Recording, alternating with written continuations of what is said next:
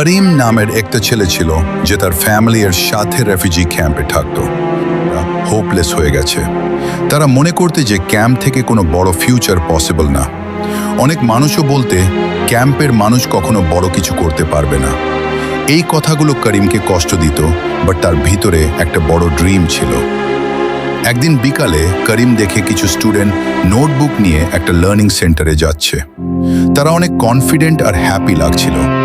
Curious হয়ে করিম ওদের follow করে।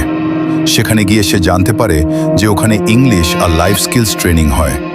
প্রথমে করিম জয়েন করতে ভয় পাইত।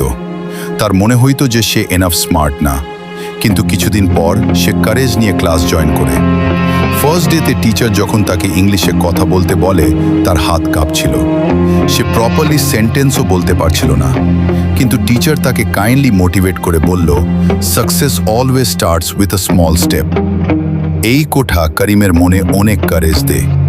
তারপর থেকে প্রতিদিন ক্লাসের পর করিম শেল্টারের সামনে বসে ইংলিশ প্র্যাকটিস করত।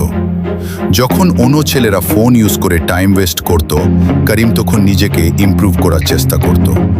কিছু মানুষ তার প্রোনাউন্সিয়েশন নিয়ে হাসত, বাট সে ইগনোর করে প্র্যাকটিস কন্টিনিউ রাখত।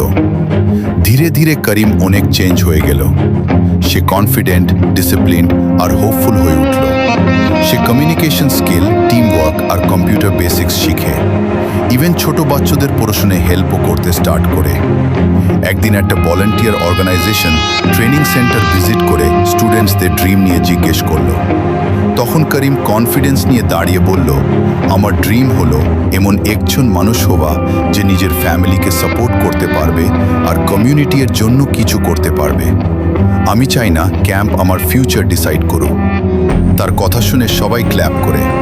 তখন করিম বুঝতে পারে যে মানুষের সিচুয়েশন তার ফিউচার ডিসাইড করে না।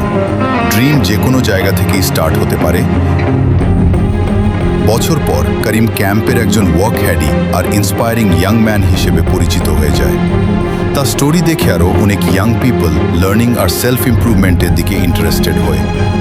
লাইফে এখনো চ্যালেঞ্জ ছিল, বাট করিম কখনো তার ড্রিম ছেড়ে দেয় নাই। কারোর ড্রিম ক্যাম্পের বাইরেও অনেক দূরে যেতে পারে।